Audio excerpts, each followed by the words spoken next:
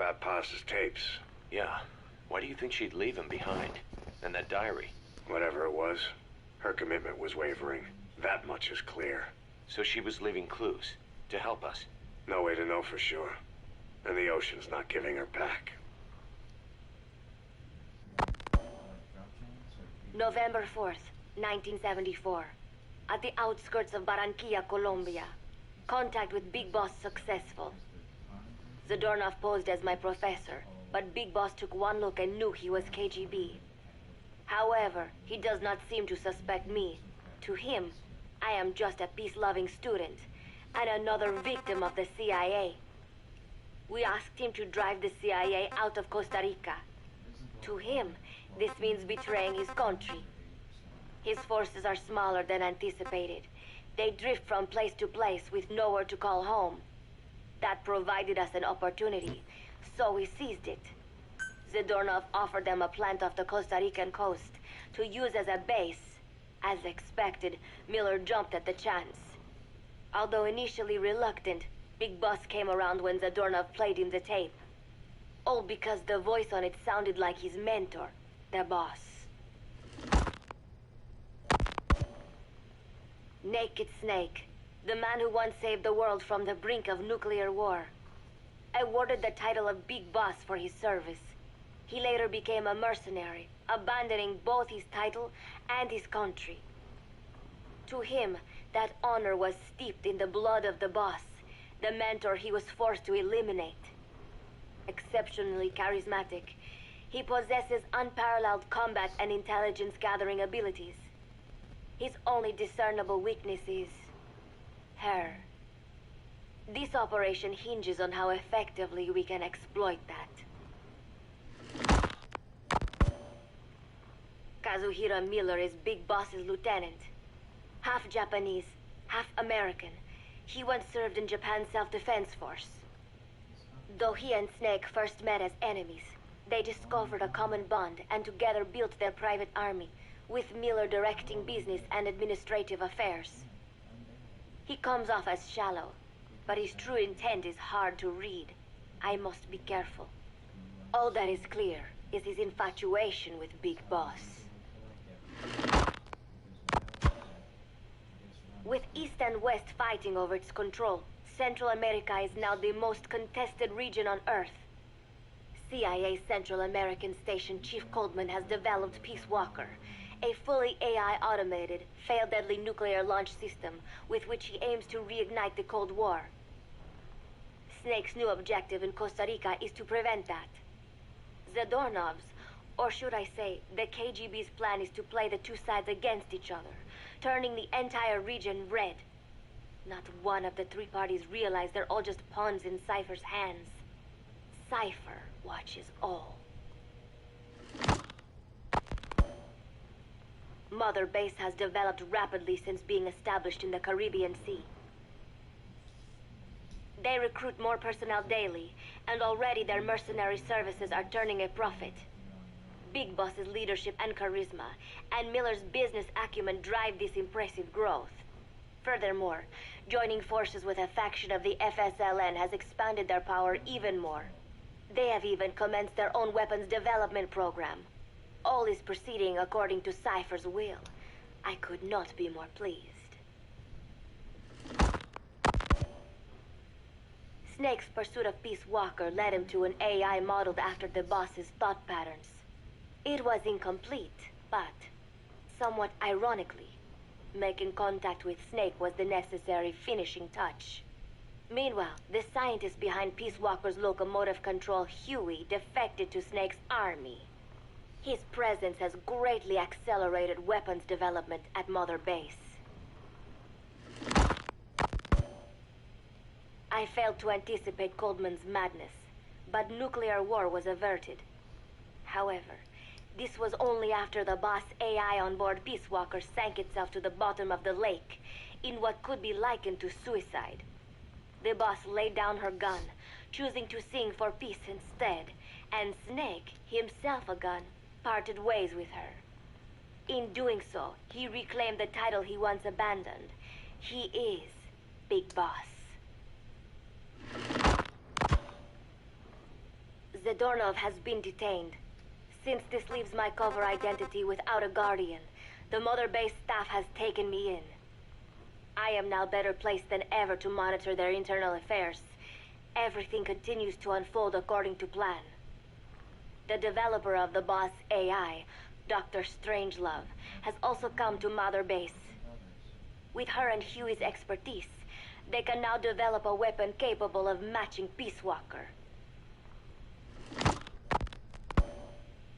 Development on the bipedal weapon is now complete. They call it Metal Gear Zeke. It stands there like some sort of mystical guardian. The soldiers gaze on it with pride and reverence. Big Boss has elected to arm it with a nuclear weapon. As an army without a nation, they seem to feel the need for a deterrent against whatever the world might pit against them. It is a dangerous gambit. Why do such a thing? Their nuclear strategy differs from the Americans and the Soviet Union. The superpowers deter attack by revealing their nuclear arsenals to one another. Snake and his men know that if they were to go public with this, the whole world would unite against them. Business would dry up overnight. So they do not plan on revealing the nuke until necessary. This ace-in-the-hole approach is their idea of a nuclear strategy. Wielding a deterrent, all the while unable to reveal its existence. I wonder if Snake sees how vulnerable this makes them. Yes. Hijack Zeke? Yes, I did indicate that to be our leverage. But I cannot imagine his agreeing to that now. But did you not raise them to safeguard your governance without borders? No. I have not forgotten. Cypher watches all. Yes, things are proceeding, but modifying Zeke has not proven easy. I am using Zadornov to buy some time. No, I have not forgotten what you said. However... Well, forgive me for asking, but this is you I am speaking to, isn't it, Cypher?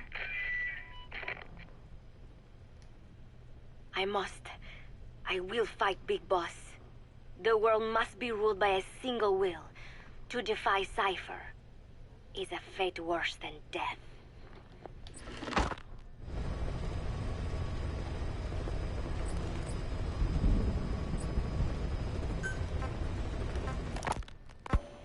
As of today, I will be living here at Mother Base. Now my real trial begins. Zadornov was paying my room, board, and tuition, but he has since been captured. I told the man that with no more money from the KGB, I could no longer afford school. He bought my story, and when I said I would be willing to work, he took pity on me and let me stay. For some reason, Miller really pled my case. That was helpful, but the man is still a fool. His men are no better. They think their training makes them strong, but that kind of strength is nothing in the face of true power. And better yet, they wait on me hand and foot, believing I am just a schoolgirl. Looks like I won't be working too hard after all. Just today, while scouting out the living quarters, I saw a group of them in the corner of the deck making a fuss. Going over for a look, I saw they were feeding a kitten. A bunch of grown hard men, and they're the ones acting like schoolgirls. Look, isn't he cute? What is wrong with them? Disgusted, I just nodded and smiled. I must stay in character after all.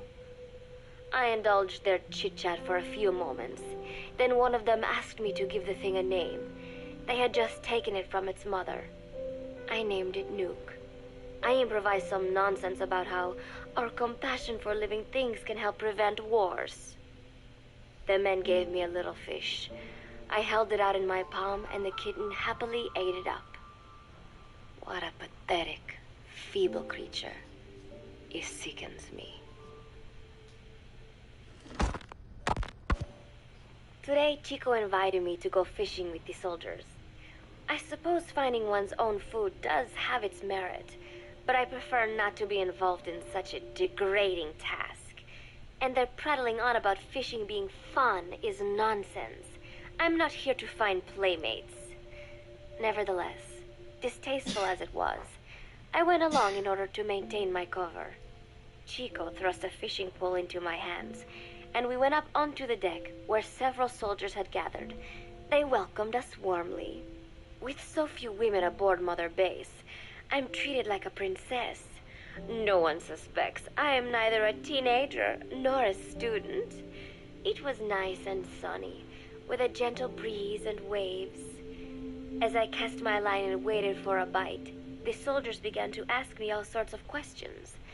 As always, I answered according to our predefined scenario, feigning a smile. As I sat there feeding them lies, the fish began to bite, and the soldiers began to focus on their prey. Chico had his bait stolen by a fish, and got so angry that he stood up and nearly fell into the sea. Everybody laughed. It almost made me want to join in too. At some point, I got a bite myself. The instant after I felt that first gentle tug, the fish yanked the line with astonishing strength, and I let out a cry of surprise. I thought he was going to be huge. It was my first time fishing, and I was a bit flustered, so the soldier beside me helped by supporting the pole from behind. "Reel it in," they shouted. I nodded, turning the handle as fast as I could. I wondered what kind of fish lived below the surface, and thought back to the deep sea dives I had to do as part of training. Those were difficult days, but I remember finding the multicolored fish gliding through the water incredibly soothing. After a hard fight, I pulled it up. To my surprise, it wasn't even half a vara, rather anticlimactic. But I wasn't doing it for fun, so I wasn't the least bit disappointed. Nook was hovering nearby with an expectant look on his face, so I gave the fish to him. All in all, a thoroughly wasted day. Preparations are coming along nicely. No one suspects me of being the one to let Zadarnov out of his cell. Today, Amanda and I taught Cecile how to make gallo pinto. It is a simple home-cooked dish consisting of black frijoles mixed with arroz. It is well known throughout Central America, not just in Costa Rica, so it is no surprise that a Nica like Amanda would be good at making it. But I was raised in the States from a very young age, and could hardly even remember my mother's gallo pinto. Having to make chit-chat with that clueless bird lover and the so-called revolutionary was excruciating. And, clueless or not, I will need to be especially careful around Cecile, the one who actually recorded that tape. Thankfully, Miller and his men seem to believe I mistook the tape I found for one my friend made. In any case, one can never be too careful. Anyway, the three of us minced garlic and herbs, then cooked them in a pot with frijoles we'd soaked overnight. While waiting for them to cook, we sautéed onions and arroz in a frying pan. Cecile worked the frying pan according to Amanda's directions, but seemed a bit glum. She does have a knack for cooking, though. She is French, after all. We added water to the pan and watched the arroz begin to steam. While we waited, Amanda shared memories of her mother with us. They had been separated because of Simosa, but the taste of her mother's cooking was still fresh in her mind. When the frijoles were ready, we drained the water, stir-frying them with the rest of the vegetables. Quite a complicated process for home cooking. Nonetheless, it kept them occupied. The longer we sat and talked, the greater the chance of my arousing their suspicions. With women, it is not enough to just bat your eyelashes and giggle. It takes a lot of effort to divert attention. When the arroz was done cooking, we folded it into the frijoles and added salsa, stirring the mixture as it simmered. At this point, for some reason, the conversation turned to romance. Why does it have to be that way whenever women get together and chat? Cecile fancies herself to be well-versed in such matters, and gave Amanda all sorts of advice. It was harmless enough, until, to my irritation, she began pestering me whether there was anybody I liked. Not right now, I said, trying to dodge the question. But she pressed on. It's Snake, isn't it? I gritted my teeth and played it coy. Maybe. Cecile nodded and giggled. He is pretty sexy, isn't he? What a ditz. It's all I can manage to just survive. The thought of romance has never once crossed my mind. I have no interest in that kind of man. Soon enough, a rich aroma began to fill the room. The gallo pinto was ready. New came over and rubbed up against our legs, looking for a handout. Unfortunately, it was not the kind of food a cat would like. We let a few of the soldiers have a bite, and then headed off to the mess hall. The home-cooked flavor we'd achieved was a big hit with the men of MSF. Not that we are trying to impress them or anything. Even I could manage a dish like that. Snake enjoyed it too. Let me make this absolutely clear. I have no interest in that man. Football, or soccer as it is known in the States, is extremely popular here. It has not caught on yet in the US, but it has legions of rabid fans all across Latin America. These fans can get so rowdy that it is commonly believed El Salvador and Honduras went to war in 1969 over scuffles in a soccer match. In reality, tensions between the two countries were already high. The match was merely one of the sparks that set them off. But these people are so passionate about this sport that the story seems plausible. Predictably, many of the soldiers here are fans. They have apparently divided themselves into Costa Rican and Nicaraguan teams and started playing each other. To play, you need a ball and 2 goals. The R&D team built and set up simple goals on the deck. I had absolutely no interest, but Chico insisted that I come and watch. It was not a proper match by any means. The pitch was not even regulation size, but the players and spectators alike got pretty excited. They banged empty cans and shouted cheers through the handmade megaphones. It almost felt like carnival. Huey, the referee, blew a whistle to start the match. The soldiers' training has left them in excellent physical shape, but they lacked the honed skills of professionals and their play was quite rough. Midway through, one of the men collided with another. They started shouting at one another, but Huey stepped in.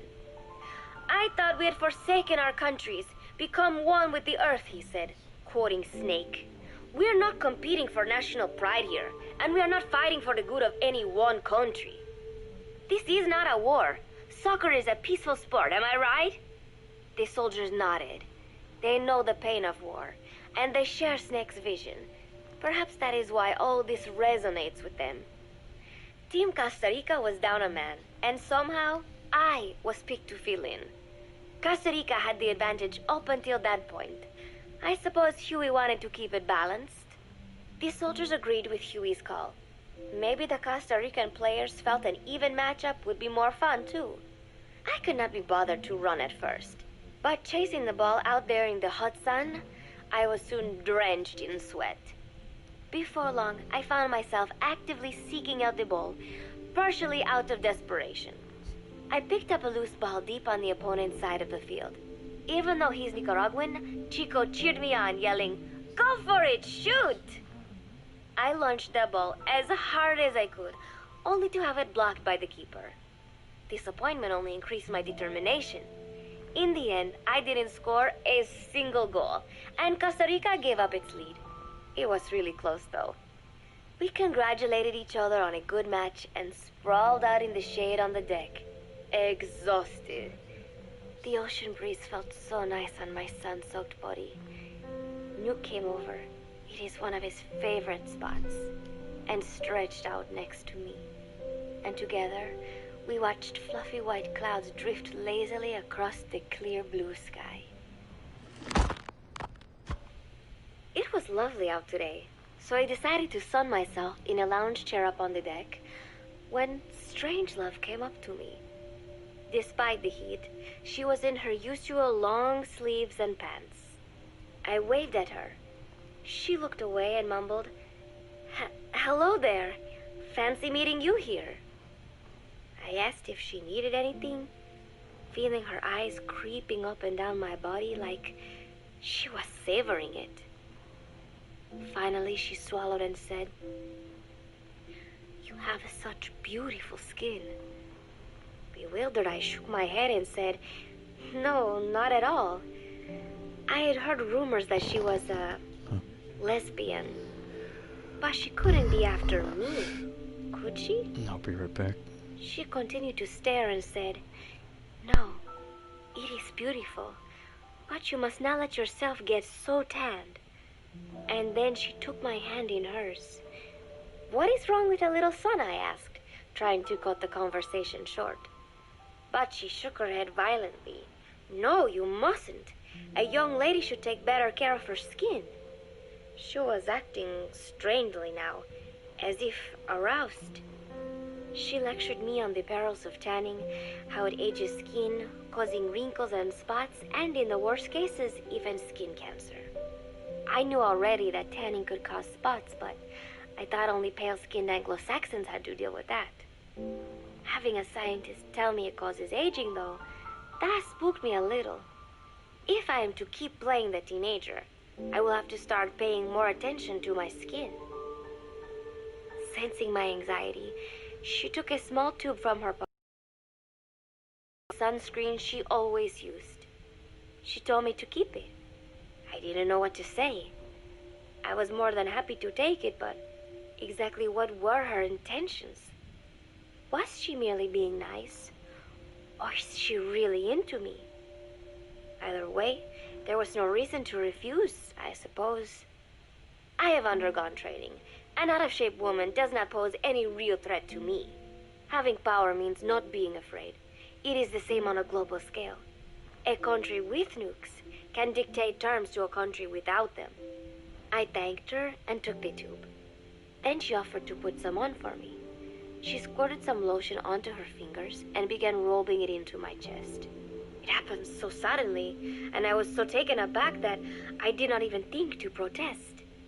She caressed my stomach with her long white fingers, then slid them upwards between my bikini-clad breasts. "What? Wait," I sputtered as her moist eyes met mine. She was beautiful. Somehow, I found myself captivated by this woman more than 10 years my elder.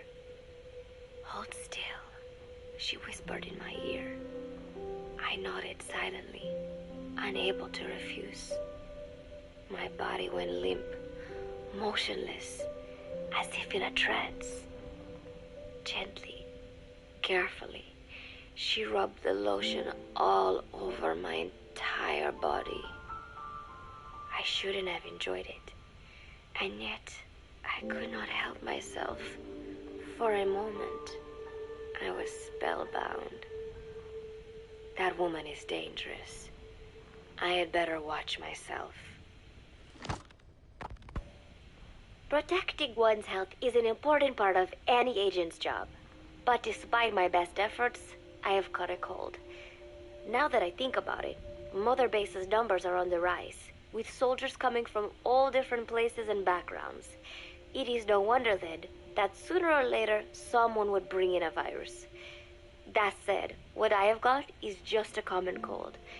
The medical team said I'd need a few days rest, so I've been restricted to my room and put on bed rest. I thought I'd gotten used to not having anyone around to relate to, but at times like these, being alone is just miserable. All I could do is lay there and stroke Nuke's back, trying to take my mind off how bad I felt. Nuke just sat there, not making a sound. But I did have visitors. Amanda and Chico, Huey, Cecile, Miller, and a few of the soldiers I've become relatively close to. Amanda made me a soup with herbs she said were good for a cold. Miller told me to take it easy. "I will sing you a lullaby," he said, then broke out a guitar and sang some incomprehensible song in Japanese. I did not need to understand the lyrics to know he is an awful singer. Then he said, "You know what is good for a cold? Suppositories. Here, I'll show you." He began to take off his pants, so I threw my tissue box at him to make him go away. Then Strangelove showed up, saying she had some miracle Indian cure. "It is called eucalyptus extract," she said. "It works best if you rub it into your chest." Oh my god. And then she tried to take off my nightshirt. I whacked her with my pillow, and I got rid of her. Chico brought me a little flower in a cup. It had been growing in a little bit of earth that probably found its way on board, stuck to something else. I found this on the deck. Here, you can have it. He tried to act nonchalant, but I am pretty sure he's got a crush on me. None of them understand. If they thought these little visits would cheer me up, they were wrong. Tonight, Snake himself came to my room. Like the rest, he believes I am just a schoolgirl and treats me as such. Why did you abandon your country? I asked him. Why create the MSF? Of course, I knew the answers already, but I wanted to hear it from him. As I had imagined, he was not exactly forthcoming. All he would say is that his country abandoned him because all he could do was fight, and that is why he needed the MSF, because that is all he is any good for. Then he said, fighting is the only thing I understand, but that does not mean I have got a grudge against those who believe in peace. I am not one of them, and I do not believe in peace. Conflict is in man's nature. We fight our enemies in order to survive. Maybe we are not so different after all, he and I. But that is exactly why I'm going to have to kill him. Or else he will have to kill me. When I stop and think about this wretched existence, being killed by a man like that suddenly does not seem like such a bad thing. Every month, Mother Base throws a party for all the soldiers whose birthdays fall in that month. There is something strange about a military organization having parties. Really though, it is just an excuse to drink and make noise. It is not easy to get alcohol on a fortress in the middle of the ocean. Most days they are training from dawn till dusk. They do not have time for things like drinking. That is why Snake and Miller came up with the idea, to give everyone a chance to let loose. Obviously, a bunch of bores like that are not going to bother with blowing out candles on a cake. Rather, they sit there in a cloud of cigarette smoke, drink beer, eat meat, tell tasteless jokes, and swap crude insults about one another's hometowns. But it hardly ever breaks out into something serious. They talk up a storm, but they're just having fun. It is funny. You have got members of FSLN rubbing shoulders with the UCLAs, people who once would have considered the other mortal enemies. I wonder if that is what makes Big Boss so popular. In leaving their countries behind, they leave their hatred for other countries too. Miller seemed a little protective of me. Hope they're not being too crude, he said. But soon enough, he too was drunk. He yelled, "Come here and take a look at the real Kazuhira Miller," then dropped his pants and mooned everybody. The other soldiers burst out laughing.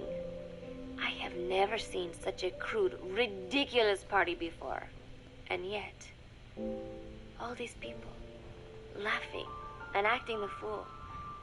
Is this what they call peace?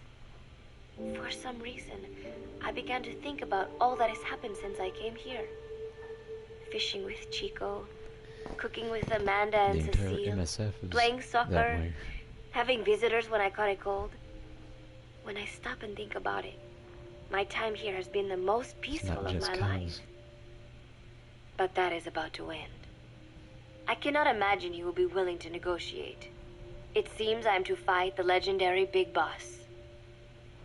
I do not know if I'll be able to beat him. But if I have to choose between death and defying Cypher, I will gladly choose death. The thought of dying does not scare me. But if I disobey my orders, the fear and despair awaiting me will be far worse than anything I can imagine. It was Cypher who took me in as an orphan, gave me food and a place to live. His orders may have been unreasonable, but I will never repay my debt entirely. It seems I have no choice. I must fight this man. I must fight Snake. Do you know Miller, Snake's right-hand man? Apparently has got at least one serious weakness. He is an insatiable womanizer. He does not bother me, most likely because he considers teenagers off limits. But he has hit on every single one of the few female soldiers here at Mother Base. They ought to be telling him where to stick it, but end up falling for it so easily. I think some of it stems from the fact that he is actually not that bad looking. Anyway, today, that nasty habit got him in trouble. He and Snake got into one of their rare fights, and I was there to see it. They burst out of the showers, completely naked, trading punches. I am no child. The sight of a naked man does not make me blush. But this was something else. "Maybe this'll teach you," Snake yelled as he slammed his fists into Miller's chest. I heard later that apparently he had been two-timing someone, and that same someone had gone to Snake with her troubles. As I see it, it is her own fault for letting herself be deceived like that. If she is too dumb to see through Miller's lies, then she got what she deserved. But this was not the first time it had happened, or the second, and Snake read Miller the riot act. Miller argued back, and what began as a shouting match turned into a fist fight. "You son of a bitch," Miller yelled as he swung. "Not bad," said Snake, smiling, "but not good enough." And then he was back on the offensive. They had already been at it pretty hard in the showers, and their bodies were covered with bruises. Both of these men had been trained for war, their bodies deadly weapons. They were each bleeding from a dozen places. All this from a fist fight. Even so, it was far less gruesome than if they had given it their all. It was obvious that one of them would be dead were they fighting for real. Miller took another swing, yelling, "Try this then!" Snake parried, then responded in kind. But I could tell he was not aiming for anything vital. "You are one tough bastard, boss," Miller muttered. A smile crept across his face as he caught his breath. And then they went right on fighting. Blood and sweat flew off their glistening bodies. It was combat without hatred or hostile intent. I had never seen violence like this before. And yet, it was more than just a friendly tussle. They were utilizing every technique they knew. It was not a sporting match. They were not playing by the rules. How could they keep this up? At last, the two men tired themselves out, and the bizarre scene came to an end. They looked at each other's battered bodies, and then burst out laughing, embracing and congratulating each other on a good fight. It all seemed so idiotic. I still cannot fathom such behavior. But somehow, I got the sense that for all his womanizing, Miller really only trusted one person, and that was Snake. There was no way I could ever come between the two of them, and at that thought, I began to feel as if I had lost. All of Mother Base is preparing for a festival. Since Snake and his soldiers spend so much time fighting, they are setting aside one day a year for peace and relaxation. I do not know all the details, but apparently that is what Snake and Miller decided. These soldiers love the idea, of course. There is so little fun to be had here that everybody looks forward to events like these. That is all well and good, but somehow I got roped into getting on stage. "Come on, we even both have peace in our name," said Miller. "And Zadarnov, that old Ruski's name, has something to do with peace too, right? Hey, as long as we're having a day of peace, we ought to get an act together. The Three-Piece Band." I thought he was joking. He then proceeded to share his idea without bothering to check with me. And now, I am slated to sing. Apparently, he had heard me on the deck one day, and since then he's wanted to form a band. Everybody's looking forward to it, so there is no way for me to back out now. I have never done anything like this, but it does feel kind of nice to know that people are looking forward to it. I mean, it cannot be any worse than Miller's singing. But modifications to Zeke are already finalized, and I must complete my mission. Betray Sai for now, and I will face a fate far worse than death. Still, there's no need to put things in motion just yet. What difference would it make to just wait a little while longer? A whole day of peace. The mission can wait until after that. Can it not? I know I am only delaying the inevitable. When the day comes, One of us will have to die. Snake or me. But still, if I could just come up with some way to stall Cypher, at least until our day of peace. When did I start having thoughts like this? My cover is blown. They know nothing of Cypher or my true objective, but they know I am a spy. There is no more time left. I must act now. I must complete my mission. How did it come to this? All I wanted was 3 more days. Just 3. Miller's already finished writing the song. It is called Love Deterrent. It is about a girl who cannot express her true feelings. I have been practicing. I am no pro, but I was pretty sure I would do a decent job. And now this. Cypher found out that Zeke was complete. He must have someone inside Mother Base besides me, spinning his tightly wound web of control, leaving no room for individual will. Typical. When they found out Zeke was complete, I was ordered to execute the operation immediately. If I was going to enjoy just 1 day of peace, I had to ensure the plan could not move forward. I tried to sabotage Zeke. I thought by damaging the drive system, they would have no choice but to delay their plans. I waited until midnight, and then snuck into the hangar. There would be trouble if it looked like sabotage. I selected one of the drive system's load-bearing parts and carefully worked to warp its shape. The legs drive system requires a high degree of precision to operate. Even the smallest deviation would have done it. Then, Chico walked in. Maybe it was one of those nights where he could not sleep.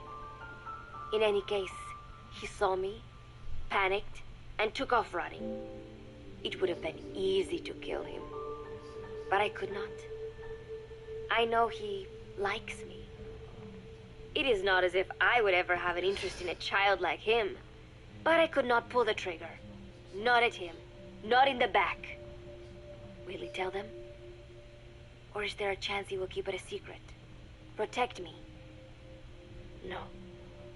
He knows now. Knows I am not who he thought I was. He ran without even questioning what I was doing. There is no chance he does not know. And soon, all I have built here will end. And if Cypher has another agent among them, if he finds out I tried to sabotage Zeke, this place will no longer be my heaven. Then it is settled. I make my move now. Chico walked in before my sabotage was complete, so Zeke should still be operational. It might not run at full speed or power, but I do not have time to fix that. Without Zeke, I do not have a chance in hell of winning. I must act fast before Chico sounds the alarm. I knew it would come to this. I just did not think it would be so soon. It is time, Zeke. Metal Gear Zeke. Activate.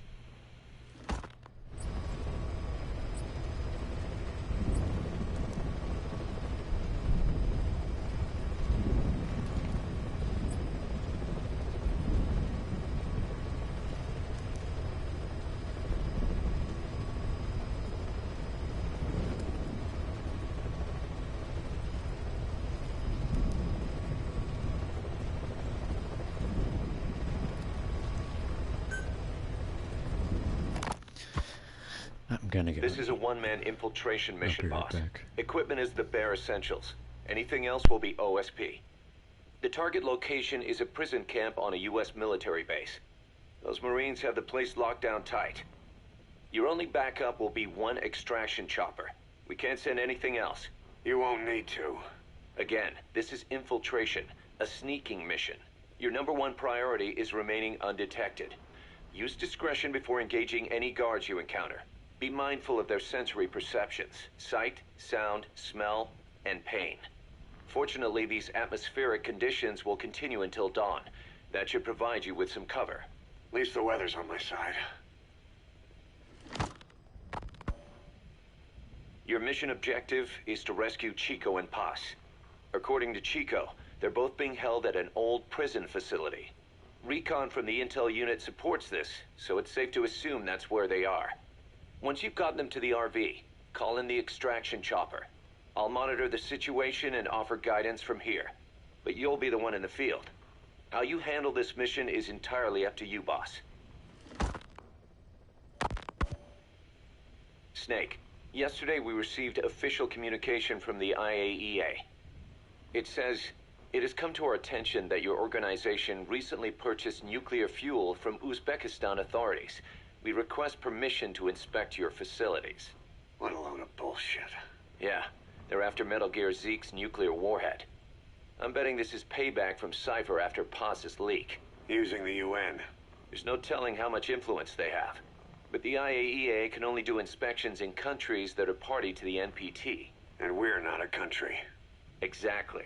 We haven't signed a safeguards agreement with the IAEA over peaceful nuclear use, and we're not obligated to report any nuclear material we have, nor information about any nuclear facilities. The IAEA has no authority to inspect us. But despite all that... That nuke's our last line of defense. We don't want to announce we have it until the world is preparing to wipe us off the map.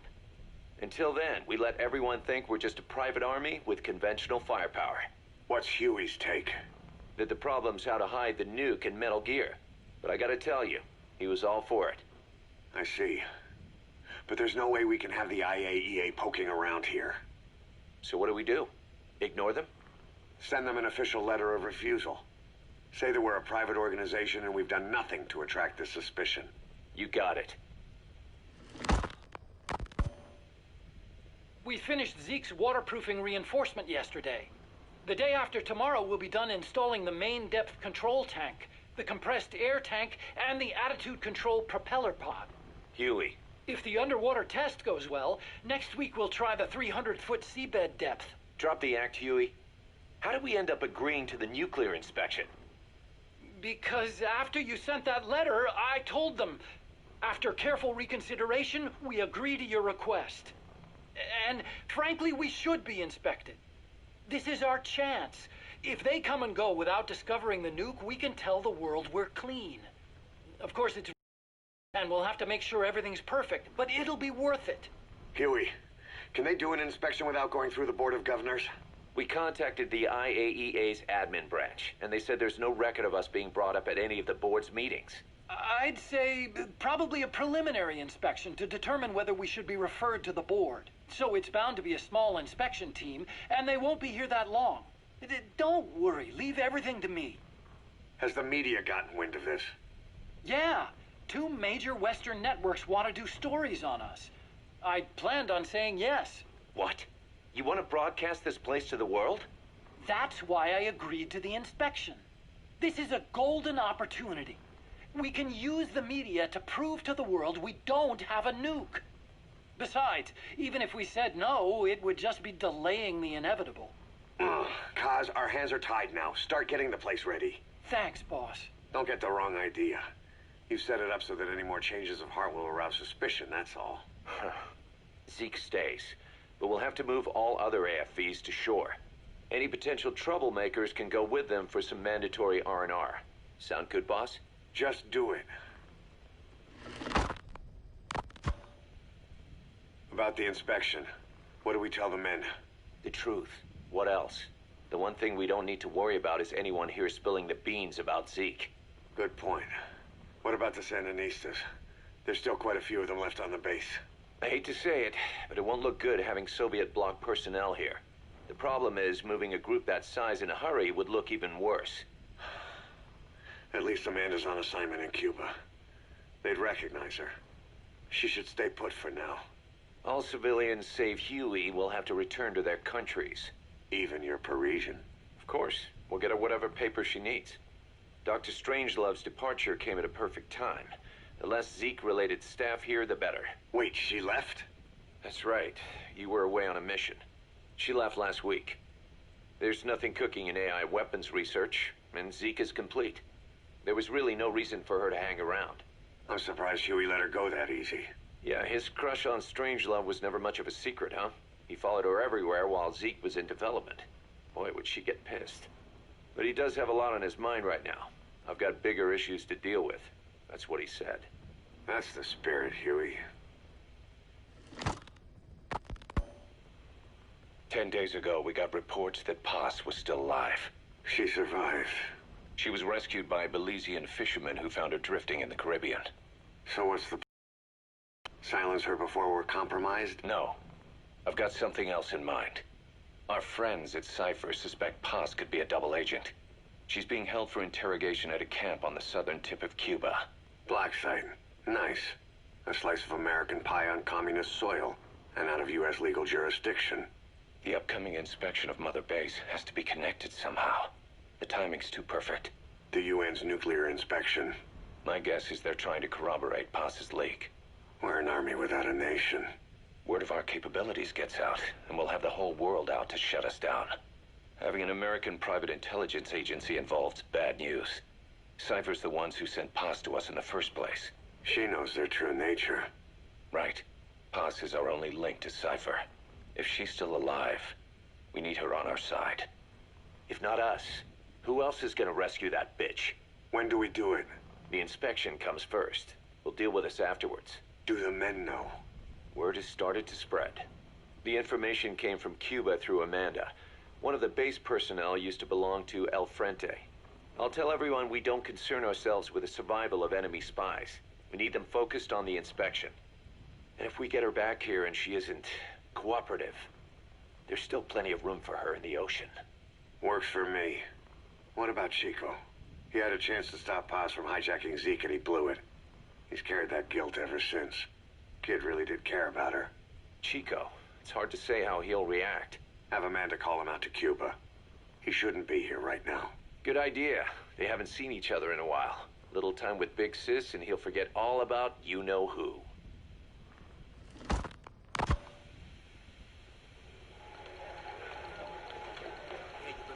What? Still no sign of Chico? What's going on? It's Amanda in Cuba. Our resupply package arrived, but Chico wasn't with it. Relax, Amanda. I'm sure he's just exploring Havana or something. First time in the big city. Could have gotten carried away.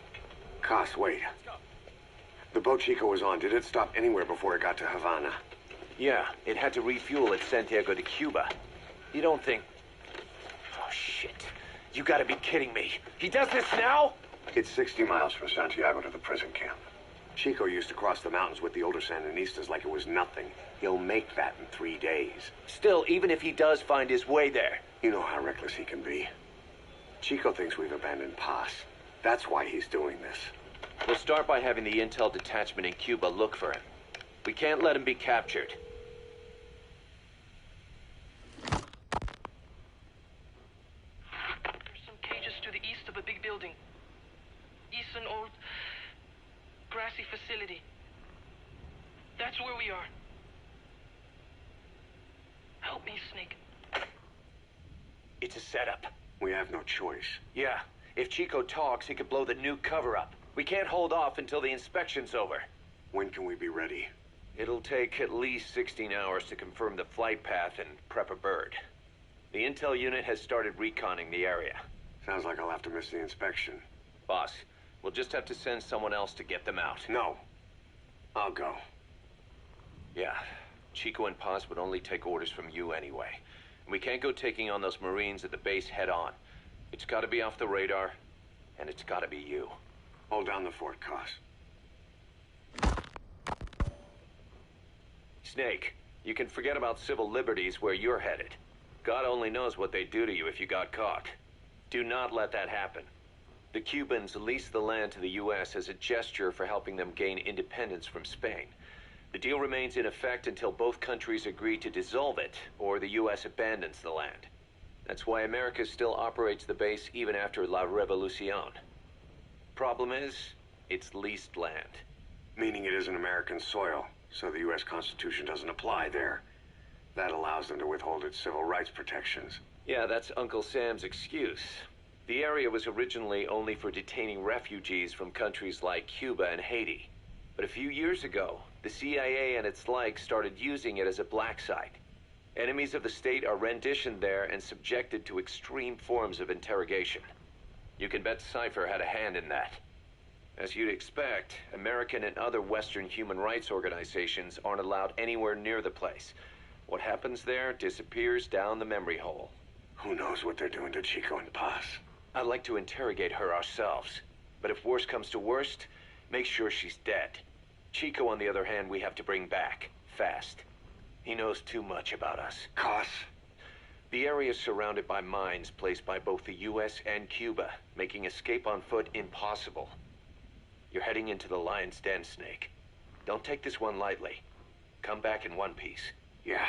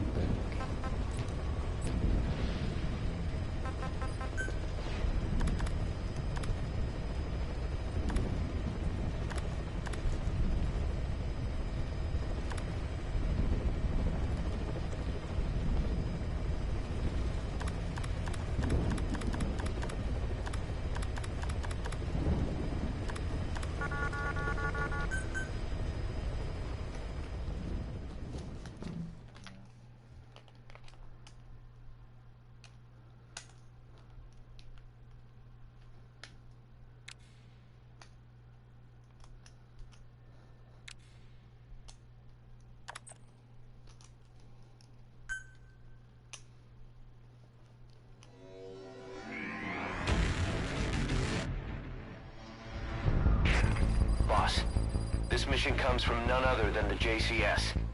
A MAGTF will very shortly conduct a heliborne assault on that base. Their objective is to seize control of it, and the one thing that could get in their way is the base's anti-air defenses. You need to take out the anti-air emplacements. Doesn't have to be all of them. Destroying 3 will allow the assault force to land.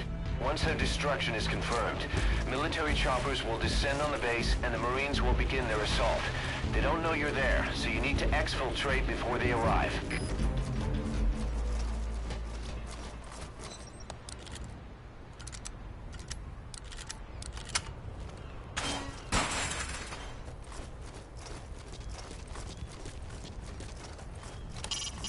You can find the locations of the targets on your iDroid. You only need to take out 3 of them.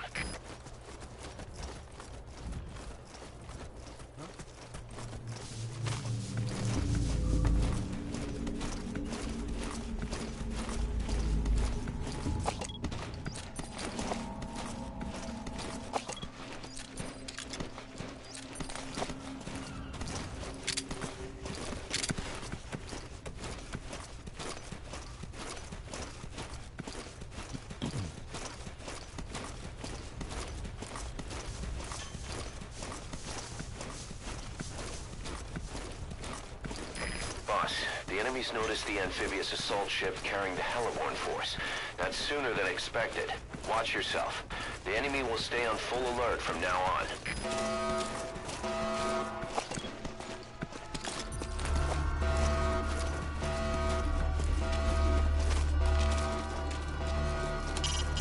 Explosives are your best weapon against the targets. C4, grenades, use them wisely.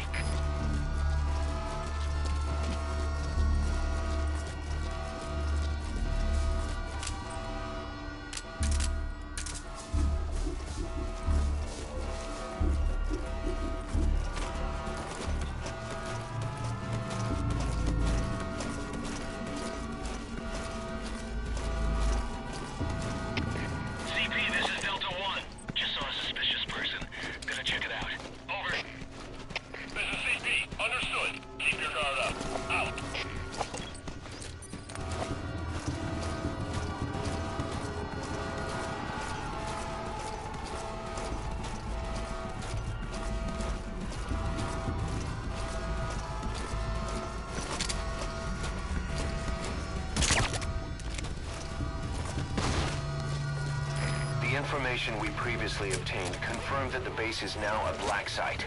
Prisoners are being renditioned there only to face interrogation with no end. The Pentagon sent several C4 is an explosive that can be placed and then detonated remotely. You place some C4. Get to a safe distance before detonating it. Over. This is CP. Understood. Return to your post. Out.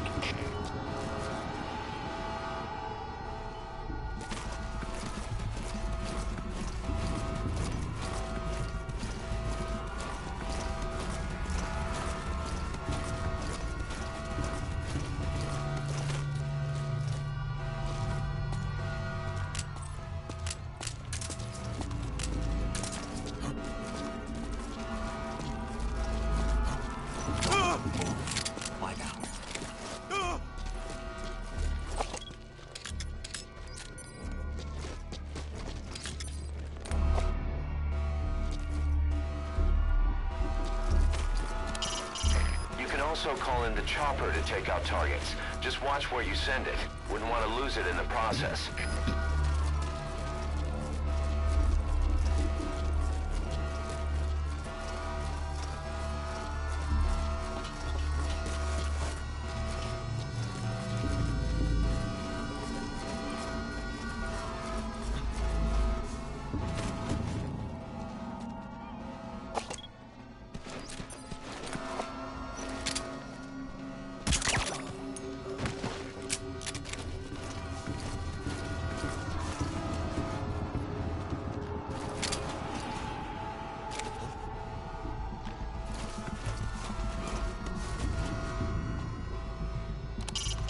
If the situation allows, try to destroy things other than the targets. The more confusion, the better.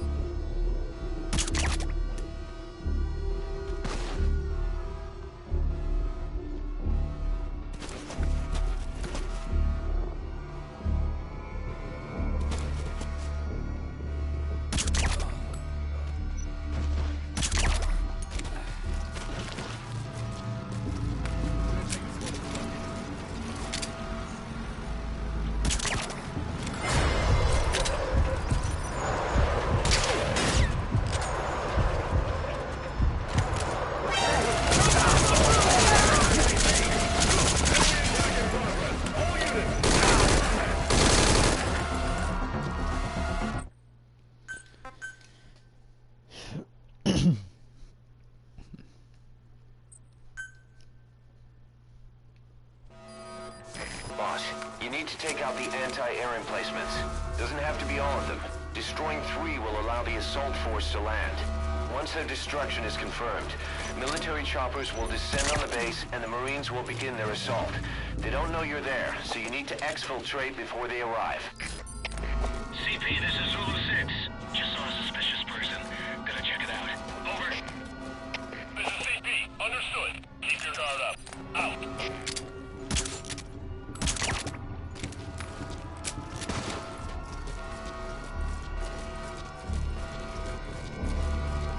Zulu 6, this is CP. Give me a sit rep. Do you copy? Come in. We have a situation. All units on alert. C4 is an explosive that can be placed, and then you place some C4. Get to a safe distance before detonating it.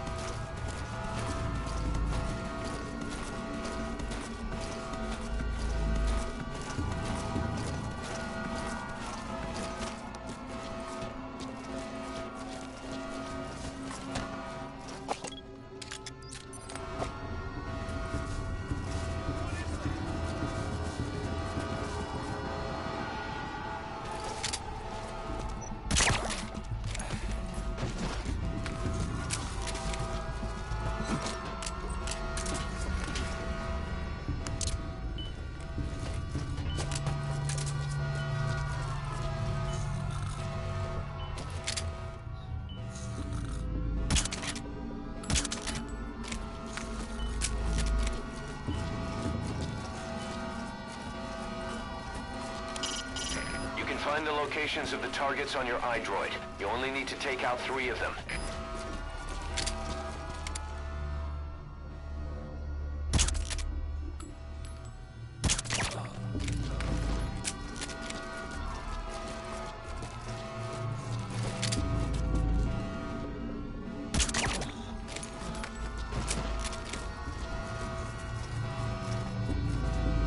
What the hell?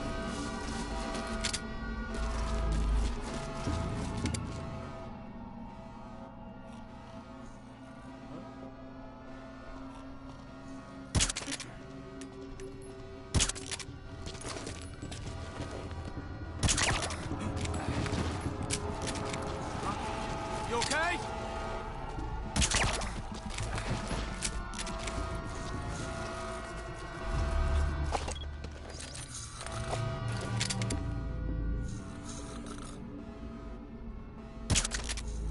Hey, you see that? I'm on it.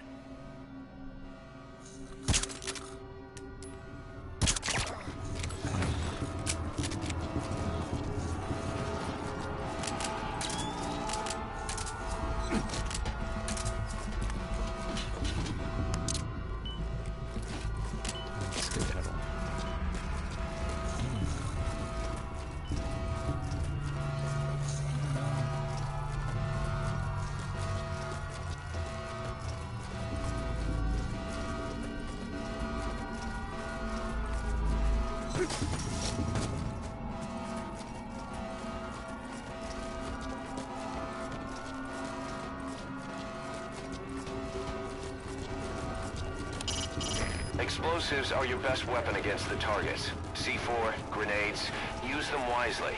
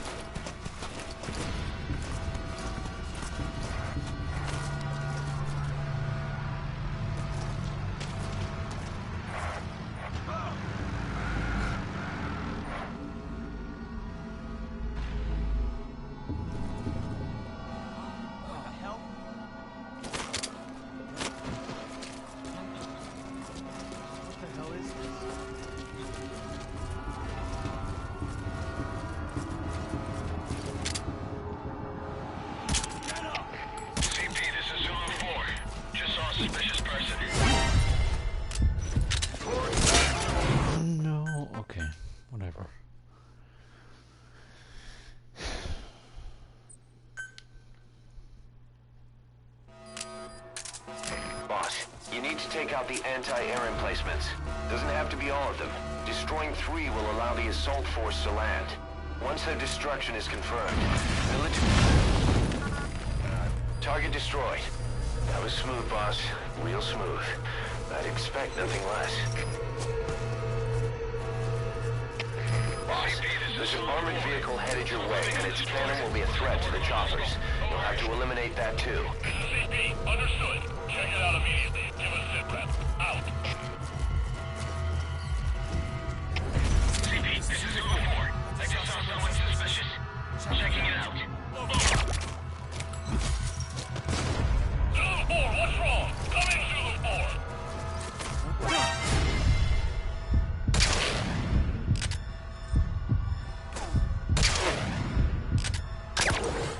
We have a situation. All units on alert.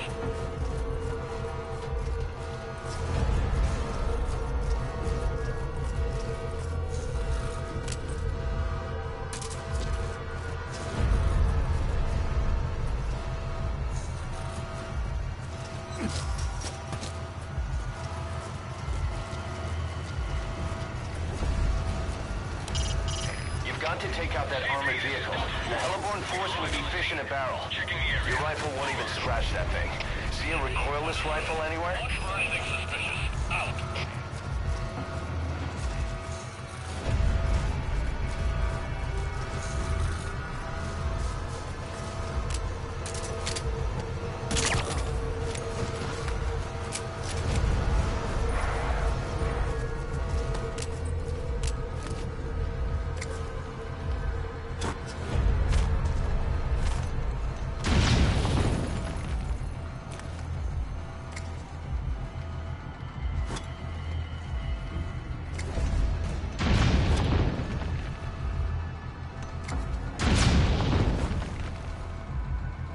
You're low on explosives. How about some OSP? 3. Explosion spotted. Damage unknown. Over. This is CP. Understood. Locate threat immediately and eliminate as necessary. Out.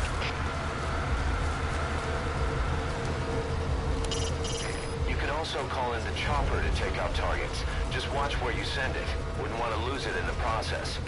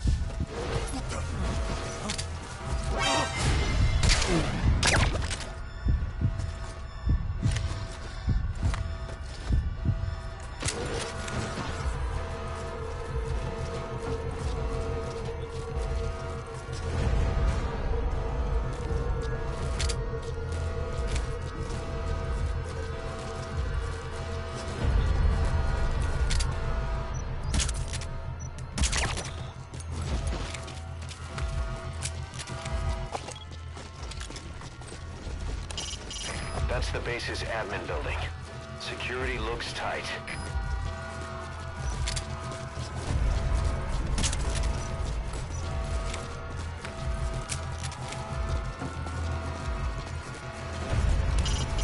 If the situation allows,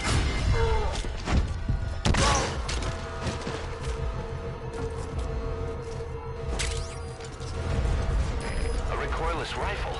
Perfect. That'll rip right through the targets.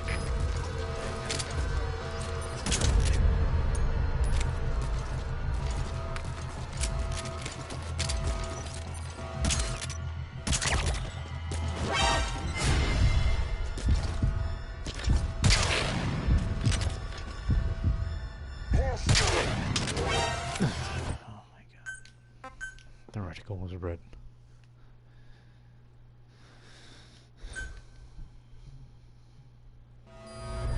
Target destroyed. That was smooth, boss. Real smooth. I'd expect nothing less. CP, this is Delta 4. Boss, there's an armored vehicle headed your way, and its cannon will be a threat to the choppers. You'll have to eliminate that too. We don't have the manpower right now. Stay on the lookout for further activity. Out. CP, this is Delta 3. I just saw someone suspicious.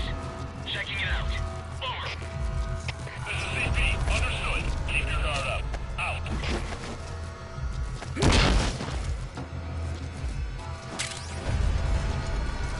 A recoilless rifle. Perfect. That'll rip right through the targets.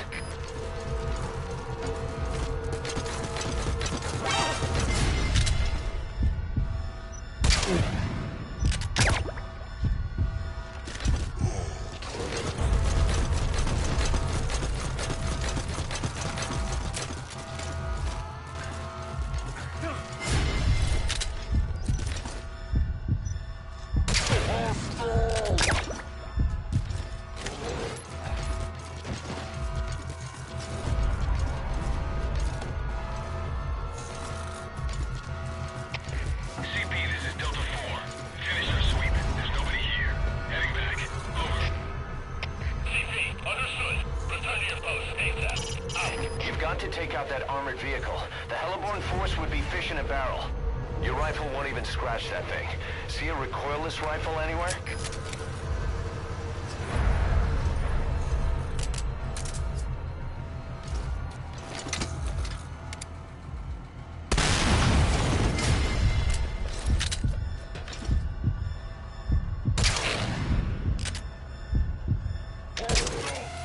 Yeah.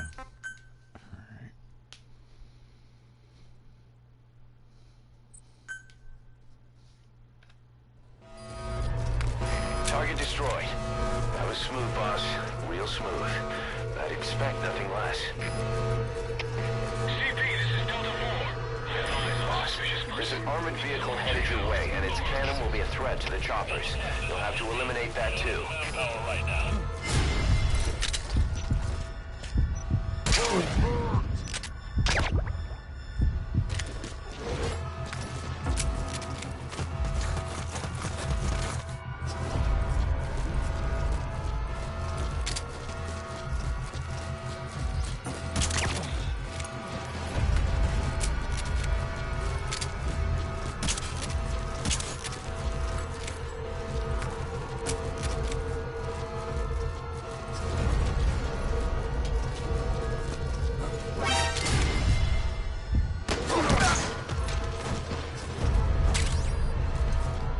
A recoilless rifle. Perfect. That'll rip right through the targets.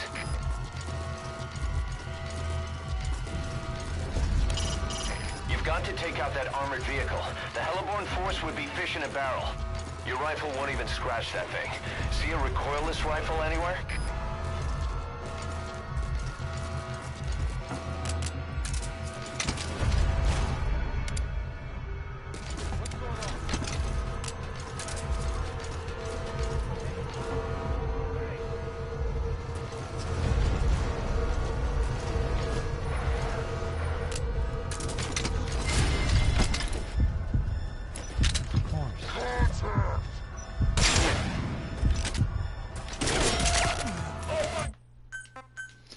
Of course. Of course.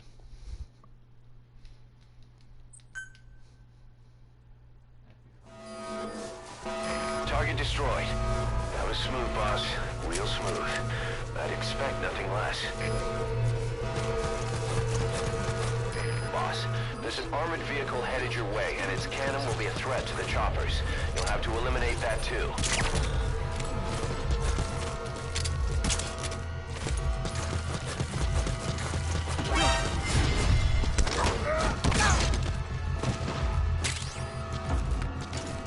A recoilless rifle. Perfect. That'll rip right through the targets.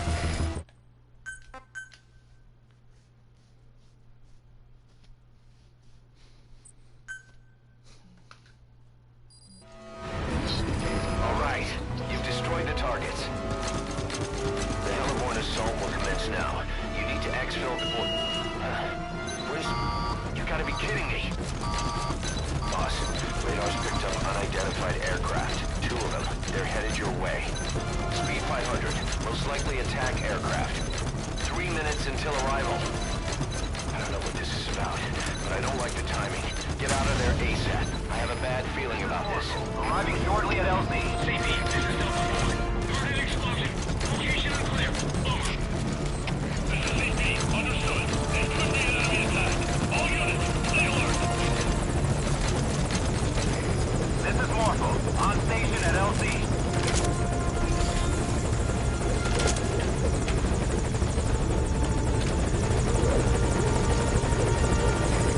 I gotta pull out.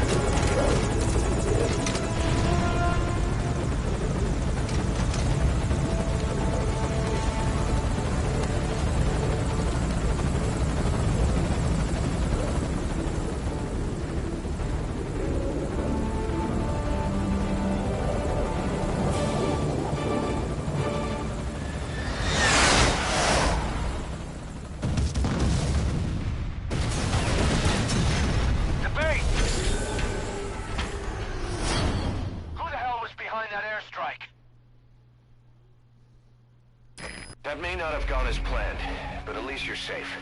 Come on home, boss.